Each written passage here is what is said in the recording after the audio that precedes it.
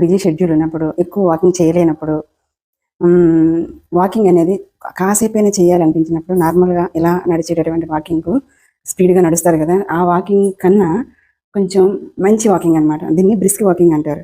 ఈ చేతులు ఇలా ఉన్నాయి కదా, ఇది ఇలా పెట్టుకొని ఇది ఇలా పెట్టి జస్ట్ నుంచి ఈ మడమలు పైకెత్తాలన్నమాట. ఈ మడాలు పైకెత్తి చేతులు స్ట్రైట్గా ఉంచి మనం ఇలా వాకింగ్ చేస్తే నార్మల్ వాకింగ్ కన్నా ఇది చాలా ఎక్కువ యూజ్ అనమాట. మన నరాలు మొత్తం కూడా సాగుతుంటాయి నడుస్తున్నప్పుడు. ఒక్కసారి మీరు చేసి చూస్తే మీకే తెలుస్తుంది నార్మల్ వాకింగ్కి దీనికి.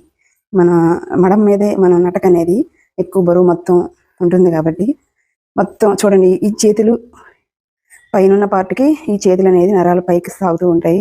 కింద నుంచి ఉన్న పార్ట్కి, నడుము కింద నుంచి ఉన్న పార్ట్కి ఈ మడాల దగ్గర నరాలు కిందికి లాగుతున్నట్టు ఉంటాయి అన్నమాట కదా.